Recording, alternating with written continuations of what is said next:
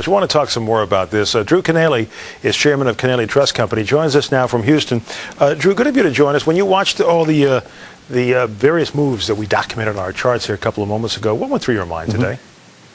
Well, what went through my mind is what's really going on here is the PNP was saying that they didn't get the valuations they wanted out of 3 funds. Okay, this was within hedge funds that the bank manages. This wasn't a banking side issue. This was a hedge fund issue. So they didn't get the bids they like, so they just said, we're not going to allow any withdrawals right now until we get the prices we like. So at this point, I mean, it's just a valuation issue. Think of it like this. You put your house on the market, and you didn't get the prices you want for your offering. So is your house worth 0 all of a sudden? That's more closely what's going on here. This whole volatility issue, though, that seems to be pervading the markets right now. We had the drops of last week. We had the 3-day rally. Then we had this, jumping off the side of the cliff thing going on today, it seems. Talk to me about that. Okay, so we walk up to a pool, and we can't see the bottom. Okay, I say it's 4 feet deep, and the fellow next to me says it's 400 feet deep. Now, we can't see the bottom, and neither one of us have any real data points to say how deep it is. But because of just unknown fears, without any real data points, the market is assuming it's 400 feet deep. But we really do have information that tells us it's only 4 feet deep. We know that earnings were better than expected again. North of 9% for the second quarter in the S&P 500.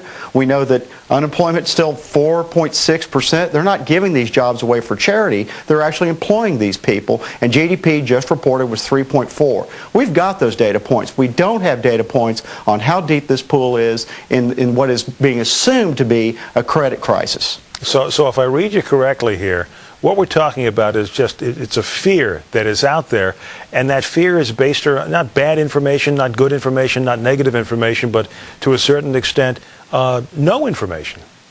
Exactly. Markets can discount good news, they can discount bad news, but they can't discount the news they don't know. So they're going to start making some assumptions about it, and they're going to start putting dots out in the future that may not necessarily be true. And there certainly haven't been any dots that have come true so far in this credit crunch, because there's still plenty of credit available. Maybe not at the price you want, but you can go still borrow money today, right now. You can call up your bank and they're going to lend you money. All right, so what do you do in the meantime?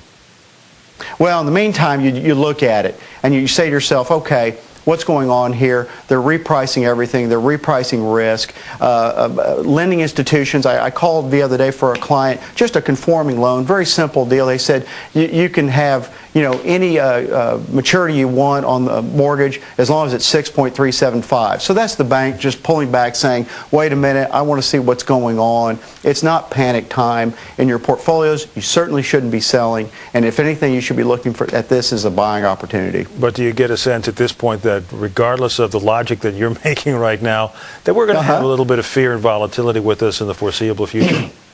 Yeah, I mean, it's summertime kind of stuff, and it's going to be like this until everybody comes back from vacation and cooler heads prevail, and they get some real data points to show them what's actually going on versus just pure speculation. All right, Drew, have to leave it there. Appreciate it. Thanks very much. Mike. That's Drew Kanaly from the Kanaly Trust Company.